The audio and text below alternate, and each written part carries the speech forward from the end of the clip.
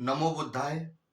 Shakespeare म्हणाले होते की नावात काय आहे, पण नावात सगळं काही आहे किंवा नाव बनवण्यासाठीच सगळं काही केलं जातं, नावासाठी सगळं काही होतं असंही बोललं जातं. आता जिथं एक संदर्भ आपल्याला लक्षात घ्यावा लागेल की जर बाबासाहेबांचं आपण नाव जर पाहिलं तर बाबासाहेबांचं नाव हे भीमराव आहे. पण प्रश्न हा पडतो, जर त्यांचं नाव भीमराव होतं तर ते बाबासाहेब कसं झालं, कशामुळे झालं, त्यांना नेमकं बाबासाहेब हे नाव कोणी दिलं आणि कशामुळे दिलं, हे सगळं आजच्या व्हिडिओच्या माध्यमातून पाहूया. नमस्कार, मी सूरज कुमार उषाबाई सुधाकर आणि तुम्ही पाहताय पिंपळाचं पान.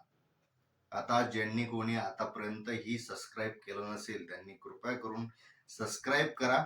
आपण विषयाकडे वळूया. आता जर आपण सगळ्यात पहिले विषय आपण बुद्धांकडे घेऊन जाऊ की बुद्धांचा जर आपण विचार केला तर बुद्धांचं नावही जर अगोदर आपण पाहिलं तर बुद्धांचं नाव सिद्धार्थ आहे. पण आज सिद्धार्थ नावाने त्यांना फारसं कोणी ओळखत नाही किंवा फारसं म्हणजे सगळे ओळखतात पण फारसं कोणी बोलत नाही सिद्धार्थ या नावाने. पण त्यांना गौतम बुद्ध या नावाने प्रसिद्धी मिळाली आहे.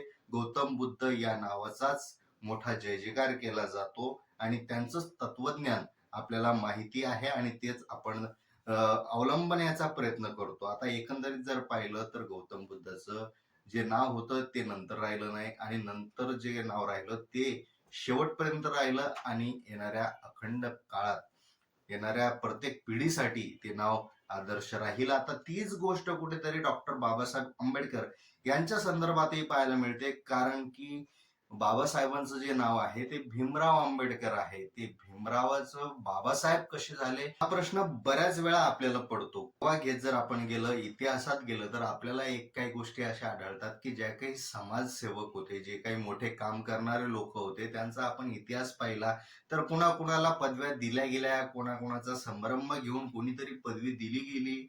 असा विचार केला तर बाबासाहेबांच्या बाबतीत तसं काही झालं नाही. म्हणजे अत्यंत काही सभा घेऊन किंवा ठराविक कार्यक्रम घेऊन मग उपाधी देण्यात आली असं काही झालं नाही. पण त्या व्यक्तिमत्वात प्रत्येकाला आपला वडील दिसायला लागला होता. वडील दिसायला लागला म्हणजे आपला बाप दिसायला लागला आणि बाप दिसायला लागला म्हणजे आपण वडिलांना बाबा म्हणतो. ते बाबा बाबा झाले आणि बाबासाहेब झाले. म्हणजे एकंदरीत त्याला कुठलाही एक सुरुवात किंवा असं काही मूळ कारण सांगता येत नाही. पण लोकांच्या जनभावना, त्यांच्याबद्दलची जी असलेली आस्था आहे, त्यांच्याबद्दलची असलेली जी भावना आहे, आपल्या आपल्या पृथ्वी म्हणजे आपले जे वडील आहेत, आपल्या वडिलांप्रतीची जी भावना असते, आपल्या बाबांप्रतीची जी भावना असते, तीच भावना प्रत्येकाच्या मनात निर्माण व्हायला लागली. म्हणजे ह्या ज्या आस्थेच्या जर गोष्टी आपण पाहिल्या तर असंख्य आपल्याला उदाहरणं सापडतील.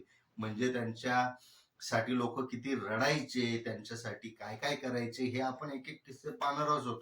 पण त्यांचं जर एकूण सगळं जर आपण लोकप्रसिद्धी पाहिली किंवा लोकांच्या मनात त्यांचं स्थान पाहिलं तर ते आजच्या पेक्षा कितीतरी पटीनं त्यावेळी जास्त होतं. कारण त्या लोकांनी गुलामगिरी पाहिलेली होती आणि गुलामगिरी काय असते आणि त्याच्या विरुद्ध संघर्ष करणं काय असतो हे त्यांना चांगलं माहिती होतं.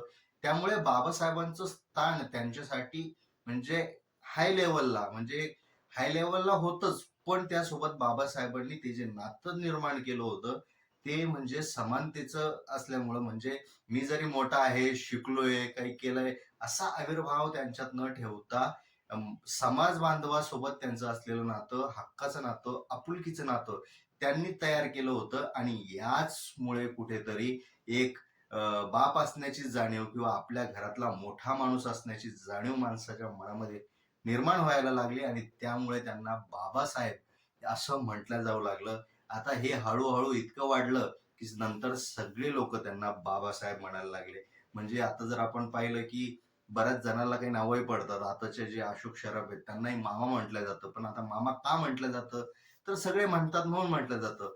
तसंच काहीतरी असं अंदाज लावू शकता येतो, कारण याचा कुठेही ठोस पुरावा काही आढळत नाही की या दिवशीपासून या व्यक्तीने म्हटल्यापासून बाबासाहेब असं नाव सुरू झालं.